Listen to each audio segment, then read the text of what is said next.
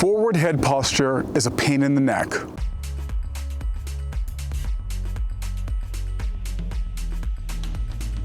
This is Grown and Healthy, the channel where we explore self-improvement through movement. In this video, we're going to tackle forward head posture. This condition is becoming more and more prevalent due to the amount of time that we're spending looking at our phones, computers, and other devices. It's a condition where the head is positioned forward of the center of mass, placing additional strain on the neck, back, and shoulders. It can cause serious discomfort and even lead to long-term health problems due to the increased use of smartphones and other devices. This can lead to tightness in the chest and shoulders, as well as weakened muscles in the upper back. Poor posture can also be caused by carrying heavy bags or backpacks. When it comes to fixing this issue, I like to take a multi-pronged approach. First, if you're suffering from this, you may find that your neck muscles are severely tight. I like to use a gua sha tool and glide up and down the neck, especially below the jaw area,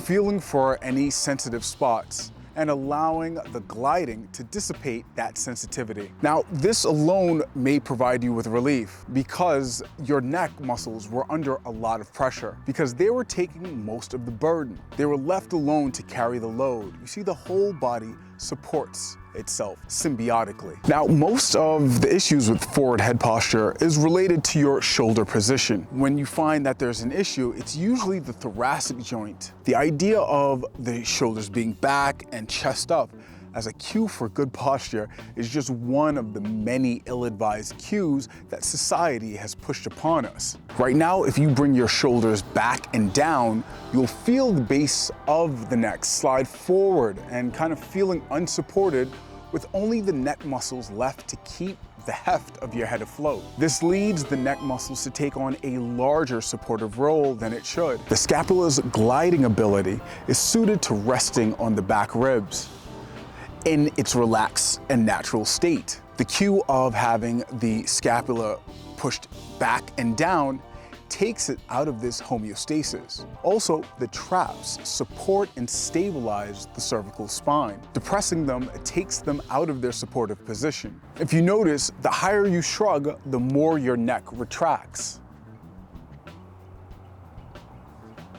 You see how disengaging the traps is not the move you want to make. You see, once you start making these artificial maneuvers, your body makes compensations at other points, at other joints, that are just as bad. And this is because of gravity. Your body is fully aware of this force and will adjust to avoid collapse. So all of these adjustments are just compensations. But compensations for what? Well, that would be your center of gravity. You see, your center of gravity is far from its natural position. Your development as a human being has been altered by heeled footwear. And throughout your developmental years, your center of gravity has shifted forward. And that's mainly due to the inch-plus padding that rests below your feet, elevating the heel and pushing your center of gravity forward, a deviation from your true center of gravity. Now, if you think an inch of deviation on such a finely engineered device as the human body is inconsequential, then I would ask you to look at what the change of the center of gravity would do to a skyscraper or an F1 car. And those pale in comparison to the complexity of the human body. So if you want to alleviate your postural issues, you'll want to start by reestablishing your center of gravity by going barefoot or wearing barefoot shoes. But if you're watching this channel, you're already doing that, right? If you want to improve your foot mobility, take a look at grownliving.com, where you can purchase a few tools that I believe will help you. At least they worked for me. So how do we further develop and rid ourselves of forward neck posture? Well, walking is a great way to improve posture, as it helps to strengthen the muscles in the back, neck, and shoulders. It also helps to release tension in the chest and neck, but not by the indoctrinated heel strike. This only forces your head to jut forward to balance the swing from the heel kick. Here is how you can incorporate walking to fix your posture. 1, start by balancing your head. You want to think of your ears as the pivot point of your head and not the base of your neck.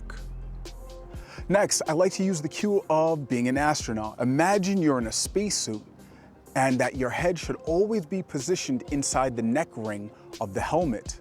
It already pulls your neck and traps in a more secure position. 3, begin walking, focusing on keeping the chin level and your neck straight. 4, keep your gaze forward and avoid looking down at your feet. I know it's hard, but try to rebalance. Next, number 5, take deep breaths and stretch your arms out as you walk. Swing evenly and freely, front to back and not side to side. If you find that your thoracic joint is very stiff, indicated by the inability to actually swing forward and backwards and to resort to swinging from left to right laterally while walking. So if you find that that is a problem for you, a simple exercise is a thoracic stretch that I like to use. You get on your hands and knees, hands down. You're gonna place one hand behind the base of your skull, and you're gonna press that hand against the head and then the head against the hand, creating this stable position. And then you're just going to rotate as far as you can, using the elbow to guide you. You'd like to get your elbow as high as possible without breaking the stability of your lumbar spine. So hold the lumbar spine and twist.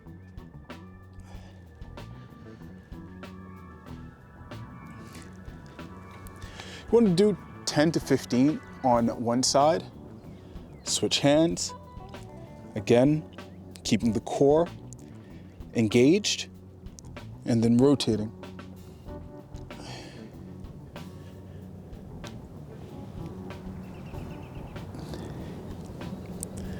And remember, do not seek for range of motion by breaking the lumbar spine. Then you can go all the way up. You want to stay engaged. That is your true core, and whatever elevation you'll receive from the elbow is your true range of motion. If this is the limit, that's what it is. Don't allow for the lumbar extension to give you a fake feeling of mobility.